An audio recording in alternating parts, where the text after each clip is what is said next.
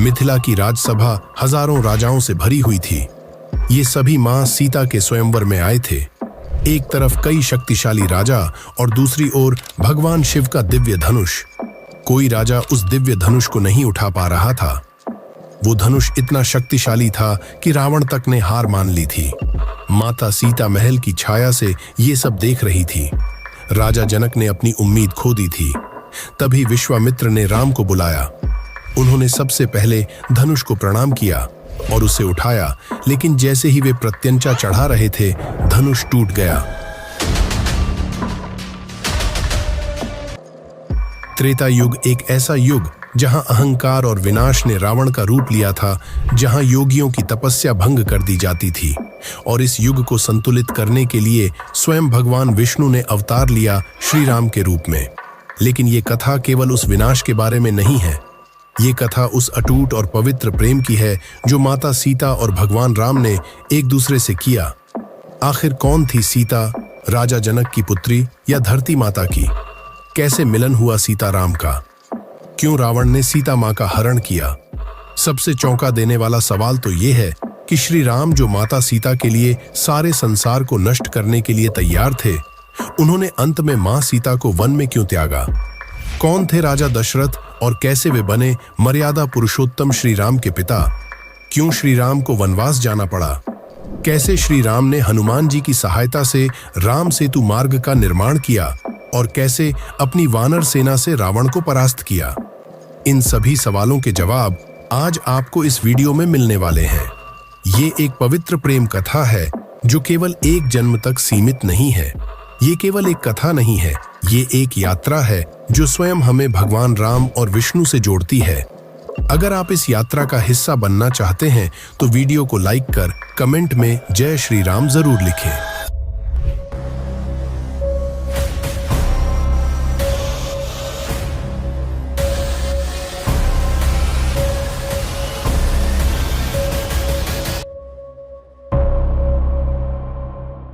ये कथा शुरू होती है त्रेता युग से, जब चारों ओर विनाश था। रावण ने कठोर तपस्या कर वरदान प्राप्त कर लिया था, जिससे वो खुद को भगवान समझ बैठा था।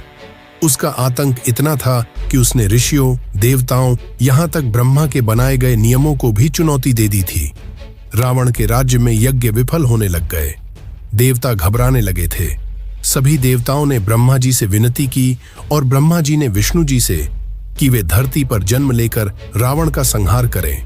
लेकिन एक शर्त थी, रावण को वरदान प्राप्त था कि कोई देवता, असुर, यक्ष उसका संहार नहीं कर सकता। केवल एक मनुष्य ही उसका संहार कर सकता है। और यहीं से शुरू होती भगवान श्री राम की कथा। अयोध्या नगरी के राजा, जिनका नाम था दशरथ, जो कभी कोई युद्ध नहीं हारे थे। उनकी 3 रानियां थीं, कौशल्या, सुमित्रा और कैकई, लेकिन उनकी कोई संतान नहीं थी। आखिरकार ऋषि वशिष्ठ की सलाह पर राजा दशरथ ने पुत्रेष्टि यज्ञ करवाने का निर्णय लिया। राजा ने इस यज्ञ को संपन्न करवाया। स्वयं अग्निदेव प्रकट हुए और उन्होंने राजा को स्वर्ण पात्र में खीर दी, जिसे उन्होंने अपनी 3 रानियों को बांटा। खीर खा के कौशल्या के गर्भ में स्वयं भगवान विष्णु ने प्रवेश किया। कैकई के साथ साथ सुमित्रा भी गर्भवती हुई। और अब समय आता है उस दिन का जब स्वयं श्री राम ने इस धरती पर अपनी पहली सांसें ली। ये कोई सामान्य दिन नहीं था। चैत्र मास की शुक्ल नवमी को पुनर्वसु नक्षत्र और कर्क लग्न में हुआ था। ये दिन इतना शुभ था कि अयोध्या उस दिन जग उठी थी। कुछ समय बाद माता कौशल्या से राम, कैकई से भरत और सुमित्रा से लक्ष्मण और शत्रुघ्न ने जन्म लिया। राम का मन बचपन से ही शांत और धर्म के मार्ग में था। उन्होंने अपनी शिक्षा ऋषि वशिष्ठ के आश्रम में प्रारंभ की। वहां उन्होंने वेद, नीति, धनुर्विद्या, राजनीति और दर्शन शास्त्र का गहन अध्ययन किया। लेकिन सिर्फ ज्ञान ही नहीं, राम में जो सबसे विशेष था वो था मर्यादा, यानी सीमा। उन्होंने कभी किसी बात की अति नहीं की, न हर्ष में उन्माद, न दुख में अवसाद। इसी कारण से राम को मर्यादा पुरुषोत्तम कहा जाता है। श्री राम का बचपन अयोध्या में बीता और एक दिन अयोध्या में आगमन हुआ ऋषि विश्वामित्र का। वे जन्म से एक क्षत्रिय थे, लेकिन कठोर तपस्या से उन्होंने ब्रह्मर्षि की उपाधि प्राप्त की थी। विश्वामित्र राजा दशरथ के सामने गए और सीधा कहा कि हे महाराज, मुझे राम की आवश्यकता है। ये सुनकर दशरथ घबरा गए कि एक छोटा बालक भला महर्षि की कैसे सहायता कर सकता है। राजा ने विनम्रता से उन्हें दूसरा सुझाव देने की कोशिश की। उन्होंने अपनी सेना उनके साथ भेजने का प्रस्ताव रखा, लेकिन विश्वामित्र ने अपना मन दृढ़ कर लिया था। उन्हें राजा की सेना की नहीं, केवल श्री राम की जरूरत थी, क्योंकि वे यह जानते थे कि राम कोई सामान्य राजकुमार नहीं है। उनका जन्म इस युग को संतुलित करने के लिए हुआ है। विश्वामित्र के संग राम और लक्ष्मण को भेज दिया गया। विश्वामित्र को एक जंगल में यज्ञ करना था, लेकिन उस जंगल में एक क्रूर राक्षसी ताड़का का आतंक फैला था। ताड़का उस हर ऋषि को मृत्यु के घाट उतार देती जो उस वन में यज्ञ करने का साहस करता। जैसे ही श्री राम के कदम वन में पड़े, चारों ओर अंधेरा हो गया। अब जैसे ही श्री राम वन के अंदर पहुंचे, चारों ओर सन्नाटा था। न कोई पशु और न ही कोई पक्षी आवाज कर रहा था। उनके सामने एक बड़ा काला साया प्रकट हुआ जो ताड़का ही थी। उन्होंने अपने बाण से निशाना लगाया और केवल एक तीर से ताड़का जैसी शक्तिशाली राक्षसी भी परास्त हो गई। अब सभी ऋषियों ने आनंद की स्तुति की। अब श्री राम और लक्ष्मण दोनों ने विश्वामित्र के यज्ञ को पूर्ण करने में योगदान दिया, और इसी से प्रसन्न होकर विश्वामित्र ने राम को ब्रह्मास्त्र, अग्न्यास्त्र और वायव्यास्त्र जैसे अस्त्रों का ज्ञान दिया। लेकिन श्री राम के अंदर एक नया अनोखा भाव जाग रहा था।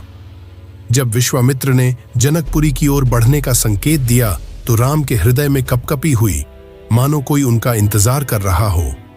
जनकपुरी वही स्थान है जहां माता सीता का जन्म हुआ। अब सब बदलने वाला था, क्योंकि श्री राम की यह यात्रा जो राक्षसों से आरंभ हुई, वो अब प्रेम की ओर मुड़ने वाली थी। अब विश्वामित्र संग राम और लक्ष्मण जनकपुरी पहुंचे। जनकपुरी यानी विदेह नरेश, जनक का भव्य नगर। राजा जनक अपनी प्रजा के लिए हमेशा भला सोचते, जो उन्हें न्यायप्रिय बनाता। इसके साथ साथ वे एक बड़े तपस्वी भी थे।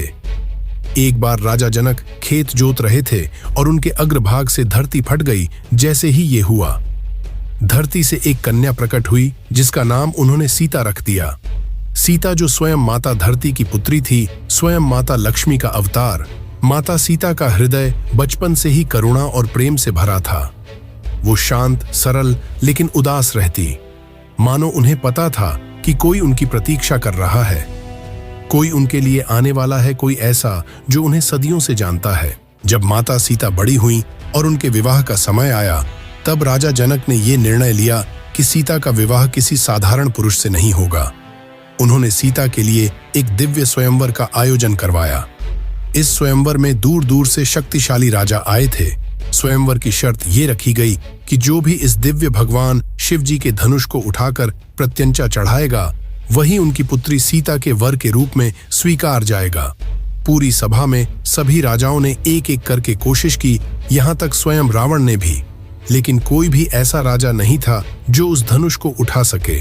और तभी बारी आती है श्री राम की। श्री राम आगे बढ़े, उनके पीछे उनके प्रिय भाई लक्ष्मण खड़े थे। श्री राम ने सबसे पहले धनुष के सामने जाकर उसे प्रणाम किया, जैसे कोई शिष्य अपने गुरु को प्रणाम कर रहा हो। उन्होंने अपने दोनों हाथों से सहजता से धनुष को उठाया। सभी राजा जो सभा में खड़े थे वो चौंक गए। जैसे ही उन्होंने प्रत्यंचा चढ़ाने की कोशिश की, धनुष से एक भीषण ध्वनि निकली, जिसके साथ धनुष टूट गया। पूरा जनक महल उस ध्वनि से गूंज उठा। राजा और सभी महलवासी स्तब्ध थे। राजा जनक की आंखों से आंसू निकले और उन्होंने कहा, आज मेरी पुत्री को उसका योग्य वर मिल गया। उसी पल महल के दूसरे छोर पर माता सीता खड़ी थी। श्री राम और माता सीता की नजरें मिलीं। दोनों ने एक दूसरे को देखा और मानो समय रुक सा गया हो। उस समय दोनों के हृदय में एक शांति ने जन्म लिया। देखते ही मानो उनके बीच एक अटूट संबंध जुड़ गया, मानो दोनों एक दूसरे को वर्षों से जानते हैं। श्री राम, जिन्होंने आज तक केवल धर्म का विचार किया, अब उनके जीवन में अब प्रेम ने भी प्रवेश किया। स्वयंवर समाप्त हुआ और अब पूरे जनकपुरी में विवाह की तैयारी शुरू हुई। राम ने अपने भाइयों के साथ विवाह किया। लक्ष्मण का विवाह सीता की बहन उर्मिला से हुआ, भरत का मंदवी से और शत्रुघ्न का श्रुतकीर्ति से। पूरी मिथिला नगरी विवाह के रंग में डूब गई थी। गली गली दीप जल उठे, स्त्रियां मंगल गीत गा रही थीं और देवता स्वर्ग से पुष्प वर्षा कर रहे थे। जैसे ही राम और उनके भाई अपनी पत्नियों के साथ अयोध्या पहुंचे, उनका स्वागत धूमधाम से करा गया। पूरी अयोध्या नगरी उत्सव में डूबी थी। चारों ओर दीपक जले थे और प्रजा उनका स्वागत फूलों से कर रही थी। राजा दशरथ ने यह घोषणा कर दी कि अगली सुबह राम का राज्याभिषेक होगा। राम केवल अयोध्या के राजकुमार नहीं थे, वे प्रजा के धर्म, मर्यादा और करुणा का प्रतीक बन चुके थे। राम और सीता की जोड़ी देखकर प्रजा को विश्वास था कि उन्हें एक आदर्श और मर्यादा से पूर्ण राजा और रानी मिलेंगे। लेकिन अभी जो श्री राम के जीवन में होने वाला था वो कोई नहीं जानता था। उसी समय महल के अंदर एक तूफान जन्म ले रहा था जिसका नाम था कैकई, जो राजा दशरथ की सबसे प्रिय रानी थी। कैकई राम को अपना पुत्र मानती थी, लेकिन उसके मन को भटकाने का काम किया एक एक धूर्त, चालाक और षड्यंत्रकारी दासी ने, जिसका नाम था मंथरा। मंथरा ने धीरे धीरे कैकई के मन में डर और भय का विष घोलना चालू कर दिया। वो कहती कि अगर राम राजा बन जाएगा तो भरत की अहमियत खत्म हो जाएगी और रानी कैकई, जो सबसे शक्तिशाली रानी मानी जाती है, उनका प्रभाव कम हो जाएगा। पहले उन्होंने ये बात को नकारा, लेकिन धीरे धीरे उनके मन में इस डर ने अपनी जगह बना ली। दासी मंथरा ने दिन रात उन्हें भय में रखा और उन्हें अपने जाल में फंसा लिया। राजा दशरथ ने कैकई को 2 वरदान दिए थे। युद्ध के समय उसी का फायदा अब वो उठाने वाली थी। कैकई तुरंत कोप भवन भागी, जहां राजा दशरथ श्री राम के राज्याभिषेक की तैयारी में लगे थे। दशरथ ने उनके व्यवहार को लेकर चिंता दिखाई, लेकिन कैकई कुछ सुनने को तैयार ही नहीं थी। उन्होंने दशरथ से कहा कि आप पहले मुझे मेरे 2 वरदान दीजिए, उसके बाद कुछ और बात पर चर्चा होगी। दशरथ ने प्रेम से हाँ किया और अब जो कैकई ने किया उससे राजा का दिल टूटने वाला था। कैकई को यह वरदान प्राप्त था कि दशरथ उनकी कोई भी 2 इच्छा पूरी करेंगे। उन्होंने पहला वरदान ये मांगा कि राम को 14 वर्षों के लिए वनवास दिया जाए और दूसरा वरदान भरत को अयोध्या का राजा बनाया जाए। राजा स्तब्ध खड़े थे। उन्होंने कैकई से विनती की, लेकिन वो नहीं मानी। जब श्री राम ने ये बात सुनी तो उन्होंने ना ही कोई दुख या क्रोध नहीं दिखाया। वे सभा के सामने गए और कहा कि यदि मेरे वन में जाने से पिता का वचन पूर्ण होता है तो मैं खुशी खुशी चले जाऊंगा। उनका ये निर्णय सुनकर सीता भी अडिग हो गई। उन्होंने कहा, जहां राम होंगे वहीं सीता का स्थान है। श्री राम ने सीता को बहुत समझाया, लेकिन वो नहीं मानी। सीता के संग लक्ष्मण भी अडिग रहा कि उसे भी अपने प्रभु का साथ नहीं छोड़ना है। अगले दिन श्री राम, सीता और लक्ष्मण सन्यासी कपड़ों में महल से प्रस्थान कर रहे थे। प्रजा रो रही थी। लोग घरों की छतों पर जाकर पुष्प वर्षा कर रहे थे। चारों ओर दुहक का माहौल था। राजा दशरथ ये दृश्य नहीं देख पाए। उन्होंने श्री राम के वियोग में अपने प्राण त्याग दिए। भरत उस समय अपने ननिहाल में थे। जब उन्हें इस सारे षड्यंत्र की पूरी जानकारी मिली तो वो क्रोध, पश्चाताप और पीड़ा से भर गए। उन्होंने सीधा अपनी माता कैकई से पूछा कि उन्होंने ऐसा क्यों किया। भरत ने राज्य को स्वीकार करने से मना कर दिया। वो कभी नहीं चाहते थे कि श्री राम के स्थान पर वो खुद राजा बने। भरत सीधा चित्रकूट पहुंचे, जहां श्री राम, सीता और लक्ष्मण संग ठहरे थे। उन्होंने राम को मनाने की बहुत कोशिश की, लेकिन राम अपने वचन के पक्के थे। राम ने कहा कि पिताश्री के वचन मेरे लिए सर्वोपरि हैं और मैं 14 वर्ष वनवास करने के बाद ही अयोध्या लौटूंगा। भरत टूट गए, परंतु उन्होंने भी मर्यादा निभाई। उन्होंने राम की खड़ाऊं उठाई और उन्हें अयोध्या के सिंहासन पर स्थापित किया। फिर स्वयं नंदीग्राम में एक कुटिया बनाकर तपस्वी जीवन जीते हुए राज्य का संचालन राम के नाम पर करने लगे। और यहीं से शुरुआत होती है भरत के राजा बनने की और श्री राम के वनवास की। चलिए अब बात करते हैं रावण की। ये सवाल तो आपके मन में आया ही होगा कि कैसे रावण का जन्म हुआ, कैसे वो इतना शक्तिशाली बना। रावण के पिता थे महर्षि विश्रवा, जो स्वयं ब्रह्मा के पुत्र थे और पुलस्त्य ऋषि के वंशज, और उसकी माता थी कैकसी, राक्षस कुल से संबंध रखने वाली मायावी और तामसिक प्रवृत्ति की स्त्री, जो स्वयं राक्षस राज सुमाली की पुत्री थीं। कैकसी के पिता की इच्छा थी कि उनके वंश में एक ऐसा योद्धा जन्म ले जो देवताओं को पराजित करे, जो राक्षस कुल की शक्ति को वापस लाए। इसलिए उन्होंने कैकसी को ऋषि विश्रवा से संतान प्राप्त करने के लिए भेजा। कैकसी रात के समय महर्षि विश्रवा के पास गई और संतान का वरदान मांगा।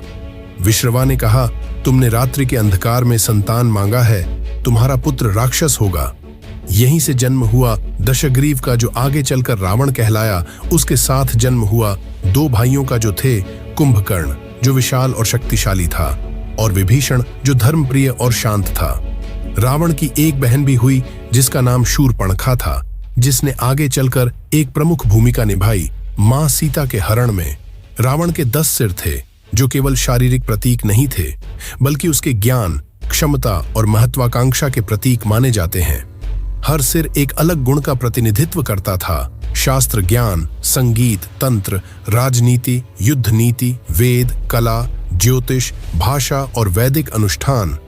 रावण का प्रारंभिक जीवन विद्या प्राप्त करने, तप और साधना में बीता। उसने सारा ज्ञान अपने गुरु शुक्राचार्य से प्राप्त किया था। रावण ने शक्ति प्राप्त करने के लिए भगवान ब्रह्मा का तप किया, वो भी हजारों वर्षों तक। उसका तप इतना भयंकर था कि हर 1000 वर्ष पूरे होने पर वो अपना एक सिर काट के ब्रह्मा को अर्पित करता। रावण ने 9000 वर्षों तक तप किया, और जैसे ही वो अपना 10वां सिर काटने वाला था, ब्रह्मा जी प्रकट हुए। रावण ने ब्रह्मा से अमृत का वरदान मांगा, लेकिन उन्होंने समझाया कि सृष्टि के संतुलन के लिए ये वरदान नहीं दिया जा सकता। जो इस धरती पर जन्म लेता है, उसे एक दिन इसे छोड़ के जाना ही पड़ता है। रावण ने फिर बड़ी चालाकी से ये वरदान मांगा कि कोई देव, दानव, यक्ष आदि उसे मार न सके। केवल उसने वानरों और मनुष्यों का नाम नहीं लिया था, क्योंकि वो उन्हें तुच्छ समझता था। इस वरदान के बाद रावण ने कई और भी वरदानों को प्राप्त किया। उसने कैलाश पर्वत को उठाने की कोशिश की, लेकिन शिवजी अपने पैरों के अंगूठे से पर्वत को वापस अपने स्थान पर रख दिया, और रावण उस पर्वत के नीचे दब गया। कई वर्षों तक वह वहीं दबा रहा और भगवान शिव की आराधना करने लगा। शिवजी ने प्रसन्न होकर रावण को मुक्त किया और चंद्रहास नामक दिव्य तलवार दी।